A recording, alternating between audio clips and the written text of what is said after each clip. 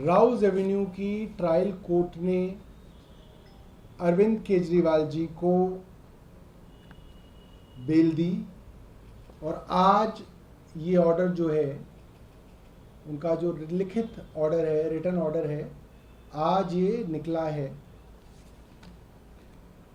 और इस trial court के ऑर्डर में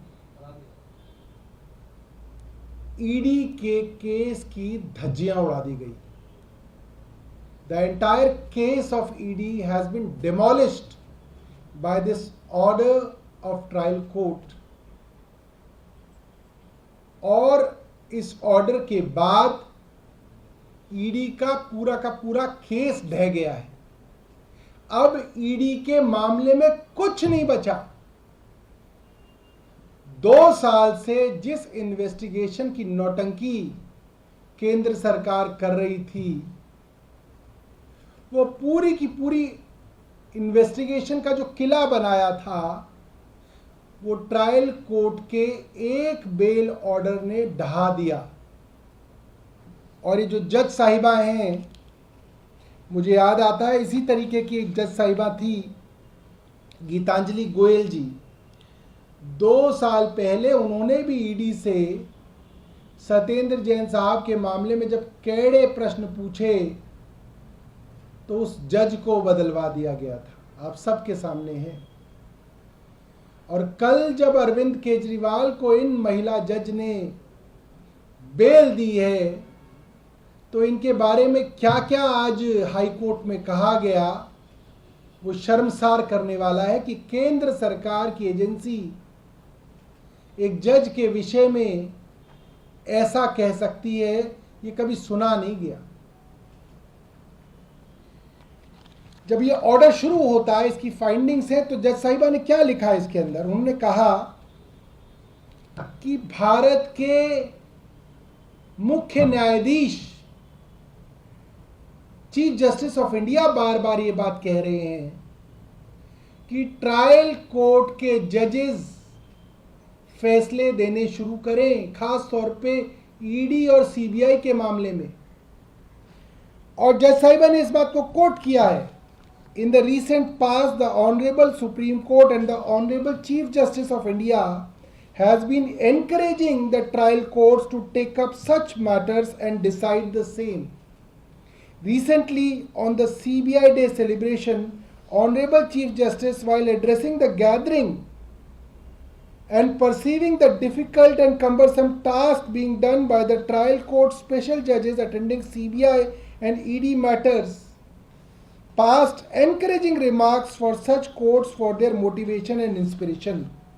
यानी कि कोर्ट्स की तरफ, हाई कोर्ट और सुप्रीम कोर्ट के चीफ जस्टिस की तरफ से कहा जा रहा है कि ट्रायल कोर्ट्स फैसले लेना शुरू करें, क्योंकि ईडी और सीबीआई के मामले में, खास तौर पे पीएमएलए के मामले में देखा जा रहा है कि ट्रायल कोर्ट में कोई राहत नहीं मिल रही, हाई कोर्ट में कोई राहत नहीं मिल रही। हर राहत के लिए आपको देश की सबसे ऊंची अदालत सुप्रीम कोर्ट में जाना पड़ रहा है। आगे क्या कहा इस जजमेंट में, वो बहुत इंटरेस्टिंग है। जज साहिबा ने कहा कि जब मैंने ईडी से पूछा कि आप कह रहे हैं 40 करोड़ का तो खर्चा गोवा के इलेक्शन में कर दिया, बाकी 60 करोड़ का कहां खर्चा हुआ, तो ईडी ने कहा हम इन्वेस्टिगेशन कर रहे हैं। कोर्ट ने पूछा कब तक कर लेंगे, तो कोई समय नहीं है। तो आप इन्वेस्टिगेशन करते रहेंगे तो क्या हमेशा जब तक आपकी इन्वेस्टिगेशन चलेगी अरविंद केजरीवाल जेल में रहेंगे? ये तो कोई कानून नहीं है। आगे उन्होंने कहा ये 100 करोड़ रुपए के बारे में भी जो कहा जा रहा है कि इसमें 40 करोड़ के बारे में, 100 में से 40 करोड़ रुपए गुजरात गोवा के इलेक्शन में खर्च हो गए हैं, इसका भी कोई सबूत ईडी कोर्ट के सामने नहीं रख पाई है। ये बात ऑर्डर के अंदर आई है, यानी कि कोई सबूत ईडी कोर्ट के सामने नहीं रख पा रही। आगे जिस बात के बारे में बार बार अरविंद केजरीवाल जी और आम आदमी पार्टी कहती है कि कोई सबूत नहीं है, सिर्फ कुछ आरोपियों को लालच देके, डरा धमका के, जेल का डर दिखा के उनकी गवाहियों को बदलवा के अरविंद केजरीवाल को फंसाया गया है। वो बात कोर्ट में भी कही गई। कोर्ट ने क्या कहा आप सुनिए। कोर्ट ने कहा an important submission has been made by the learned ASG during the arguments on behalf of ED, whereby making submissions in respect of the credibility of approvers that quote किया है, investigation is an art. Sometimes one accused is given a lollipop of bail and pardon and induced with some assurance to make them tell the story behind the offense. आगे court कहती है, the court has to take a pause to consider this argument, which is not a portable submission that investigation is an art, because if it is so, then any person can be implicated and put behind bars by artistically procuring the material against him after artistically avoiding and withdrawing exculpatory material on record. This very scenario constrains the court to draw an inference against the investigating agency that it is not acting without bias. ये बहुत बड़ी और damaging statement है देश की सबसे बड़ी agency ED के बारे में। क्या कहा कोर्ट ने? ईडी का वकील कोर्ट में कह रहा है कि साहब, हमको किसी से गवाही लेनी है तो उसको कोई लॉलीपॉप तो देनी पड़ेगी कि तुमको हम छोड़ देंगे, तुमको हम जेल में नहीं भेजेंगे, उसको हम लालच देंगे। और ये जो इन्वेस्टिगेशन है एक आर्ट है, कला है। तो कोर्ट ने उस कला के ऊपर टिप्पणी की, ये कला मुझसे हजम नहीं हुई। ऐसे तो कोई भी कलाकार कला के माध्यम से किसी भी आदमी को जेल में डाल सकता है, ये कोर्ट ने कहा। कोर्ट ने कहा ये कैसी कला है जिसके अंदर आप अपनी मर्जी से कोई स्टेटमेंट मानेंगे और कोई स्टेटमेंट छोड़ देंगे, और किसी भी बेगुनाह आदमी को आप किसी दूसरे आदमी को लालच देके, डर दिखा के जेल में डाल देंगे। ये कानून संगत नहीं है। ये कोर्ट ने अपने ऑर्डर में लिखा है, पैराग्राफ नंबर 28 में। इसके बाद कोर्ट ने क्या कहा? कोर्ट ने कहा कि कहते हैं कि हमको चैट मिल गई, एक आदमी के पास 1 करोड़ रुपए मिल गए और उस आदमी की मुख्यमंत्री से चैट मिल गई। बस इतना ही बताती है ईडी, इतना ही टीवी में चलाया जाता है। मुख्यमंत्री और हवाला, एक आदमी के पास 1 करोड़ रुपए मिले, उनकी चैट मिल गई, सबूत मिल गए। क्या चैट है? उसने मुख्यमंत्री को हैप्पी बर्थडे कहा, मुख्यमंत्री ने थैंक यू कहा। भैया हजारों लाखों लोग मुख्यमंत्री को जानते हैं, हजारों लोग मुख्यमंत्री को हैप्पी बर्थडे विश करते होंगे, हजारों लोगों को थैंक यू कहा जाता है। सिर्फ ये चैट है, कोई उसके आगे नहीं, कोई उसके पीछे नहीं, कोई लेना नहीं, कोई देना नहीं। सिर्फ ये चैट की happy birthday sir, thank you. इस चैट को ईडी दिखाती है, अखबारों में छपवाती है, टीवी में प्लांट करती है। नहीं नहीं नहीं, हमारे पास चैट है, हमारे पास सबूत है। और इसके बारे में भी कोर्ट ने कहा कि अगर कोई आरोपी है और उसको मुख्यमंत्री जानते हैं, एक्वेंटेंस है, तो बिना सबूत के आप मुख्यमंत्री को कैसे आरोपी बना सकते हैं? आपको सबूत दिखाने पड़ेंगे कि इस लेन देन के अंदर मुख्यमंत्री का कोई लेना देना है, इस लेन देन में मुख्यमंत्री किसी तरीके से कनेक्टेड है। इस तरीके से आप किसी को आरोपी नहीं बना सकते। ये बात कोर्ट ने अपने इस ऑर्डर में कही।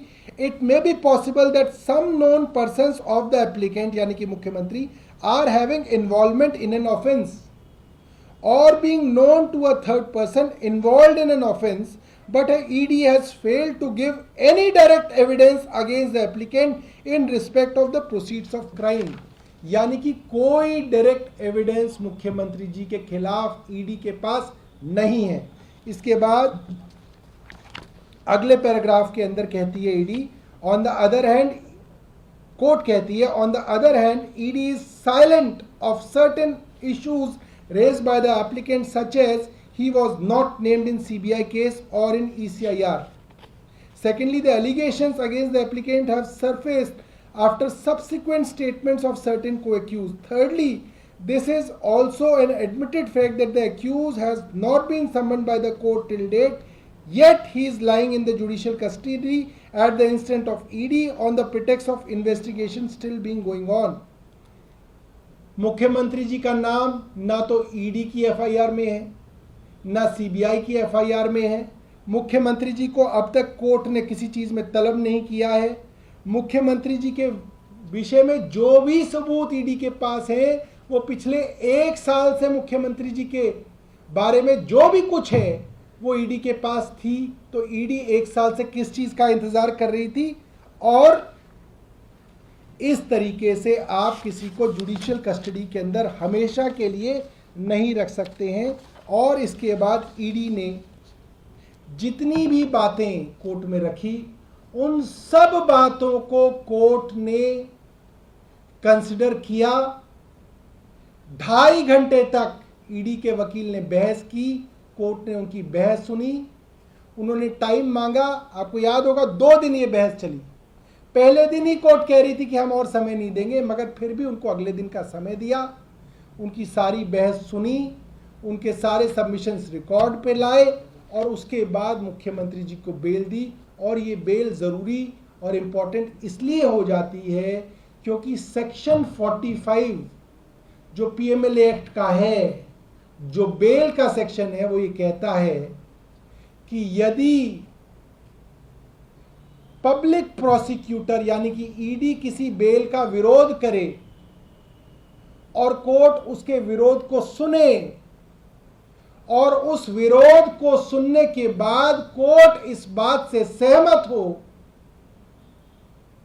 कि इस आरोपी के खिलाफ प्राइमा फेसिया कोई सबूत नहीं है, कोई मामला नहीं बनता, तभी कोर्ट उसको बेल देगी। ये बहुत बड़ी बात है। इसका मतलब है कि ट्रायल कोर्ट ने माना कि जो कुछ भी ईडी ने कोर्ट के सामने रखा उसके अंदर मुख्यमंत्री के खिलाफ कोई मामला नहीं बनता।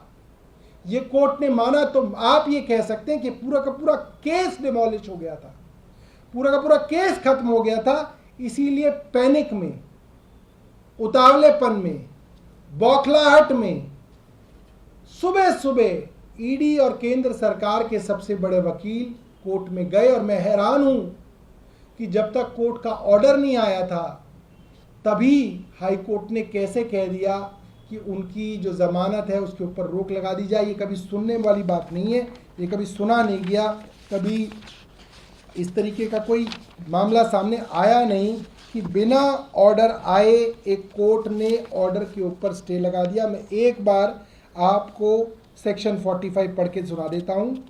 Notwithstanding anything contained in the Code of Criminal Procedure, no person accused of an offence under this act shall be released on bail or on his own bond unless, first condition है, the public prosecutor has been given an opportunity to oppose the application for such release, जो कि इस मामले में हुई। ED ने 2 दिन बहस की। दूसरी condition, where the public prosecutor opposes the application, the court is satisfied that there are reasonable grounds for believing that he is not guilty of such offence and that he is not likely to commit any offence while on bail। यानी कि court, trial court इस बात से convince हुआ कि कोई अपराध अरविंद केजरीवाल जी ने नहीं किया है। बहुत बहुत धन्यवाद। आपके पास कोई प्रश्न हो तो आप पूछ सकते हैं। आप भी पहले राहुल गांधी कोर्ट से राज मिलती तो फिर हाई कोर्ट जाते हैं, हाई कोर्ट से नहीं मिलती तो सुप्रीम कोर्ट जाते हैं, तो वही जो कानूनी प्रक्रिया है उसको ईडी अपना रही है। लेकिन फिलहाल क्या आप इसमें आगे देख रहे हैं? आपको लगता है कि जो राहुल गांधी कोर्ट ने कहा उसे हाई कोर्ट मान ले, क्योंकि जब सुप्रीम कोर्ट इन तमाम निचली अदालतों के खिलाफ फैसला देती है तो जाहिर है वो आपके लिए राहत होती है। तो अभी आपको लगता है कि कानूनी लड़ाई रहेगी या राजनीतिक लड़ाई? देखिए, दुनिया और अदालतें हम सब लोगों ने दशकों से देखी है। किसी का अपना मामला होता है तो वो अगले दिन ही कोर्ट में जाता है क्योंकि उसका अपना मामला होता है। मगर यहां ईडी का कोई अपना मामला नहीं है। यहां ईडी काम ऐसा कर रही है जिससे दिख रहा है कि जैसे उनका अपना घर का मामला हो। अरविंद केजरीवाल जेल में रहे, ये उनकी जाती दुश्मनी हो गई अरविंद केजरीवाल से, ऐसा दिख रहा है। इसीलिए कोर्ट ने कहा कि ईडी अनबायस्ड नहीं दिख रही। बहुत बड़ी बहुत बड़ी बात कोर्ट ने ईडी के विषय में कही है। कोर्ट ने कह दिया कि ईडी पक्षपात कर रही है, और यह पक्षपात इस चीज से जाहिर हो रहा है कि रिटर्न ऑर्डर अपलोड नहीं हुआ ट्रायल कोर्ट का, और केंद्र सरकार के सबसे बड़े वकील हाईकोर्ट में खड़े थे कि साहब ये ऑर्डर आ ना जाए, इससे पहले ही इसको स्टे कर दो। और हाईकोर्ट ने कहा हाँ ये ऑर्डर आया नहीं है, मगर आने से पहले ही हम कह रहे हैं कि इसके ऊपर जो है इसको इम्प्लीमेंट ना किया जाए। ये बहुत अभूतपूर्व है। हम सब लोग अदालतें देखते आ रहे हैं, इस तरीके से जो चाक चौबंद इंतजाम किए जा रहे हैं वो इसीलिए किए जा रहे हैं कि कहीं अरविंद केजरीवाल जेल से बाहर निकल ना जाए। What is going to be your future course of action? Because suppose hypothetically if the Delhi High Court does not give you any relief, will you approach the Supreme Court to get a stay on the stay given by High Court? देखिए वो तो हमारी legal team जो है उसके ऊपर तय करेगी, मगर बहुत मजेदार बात यह है कि कोर्ट ने ये कह दिया कि बेल को स्टे कर दो, मगर ऑर्डर हमने रिजर्व कर दिया है। और सरकारी वकील केंद्र सरकार के कह रहे हैं कि अभी कई दिन लगेंगे। उन्हें कैसे पता कई दिन लगेंगे? उन्हें टाइप करना है क्या? उन्हें कहना चाहिए था ये तो शायद रात तक भी आ सकता है, सुबह भी आ सकता है। वो कह रहे नहीं अभी तो इसको अंदर कई दिन लगेंगे। उन्हें कैसे मालूम? मुझे तो नहीं मालूम। तो बड़ी अजीब सी बात है।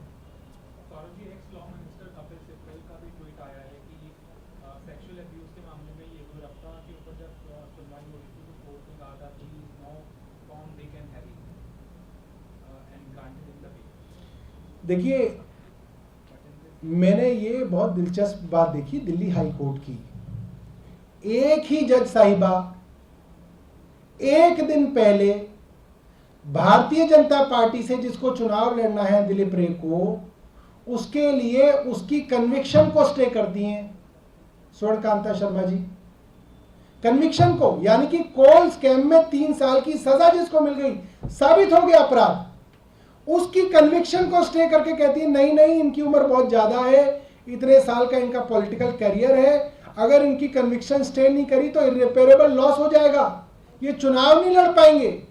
इसलिए उनको कन्विक्शन स्टे करके चुनाव लड़ने के लिए छोड़ा जाता है। और मैंने तभी बता दिया था कि भारतीय जनता पार्टी से चुनाव लड़ने वाले हैं दिलीप रे। और उसके अगले दिन वही जज साहिबा अरविंद केजरीवाल की बेल को जब सुन रही हैं तो वो कह रही है नहीं नहीं नहीं, मुख्यमंत्री के लिए और एक साधारण आदमी के लिए कानून एक है, कानून अलग अलग कोई ना होते हैं। और भारतीय जनता पार्टी उसको लेके कूद रहे थे। अरे भाई सेम जज 2 दिन पहले कुछ और कह रही है, आज कुछ और कह रही है। और येदियुरप्पा के विषय में जघन्य अपराध, बच्चों के साथ सेक्सुअल एक्टिविटी करना, पॉक्सो के अंदर जो चीजें आती हैं, पॉक्सो जैसे कानून के अंदर एक जज उनको जो है रिलीफ दे रहे हैं कि वो कोई साधारण आदमी नहीं है, वो तो बहुत बड़े नेता हैं। तो सामने ही है, तो सबको दिख रहा है कि किस तरीके से कोर्ट्स अलग अलग विषयों के अंदर अलग अलग तरीके के निर्णय दे रहे हैं। फिर हमें उम्मीद है कि न्यायालय से हमें न्याय मिलेगा।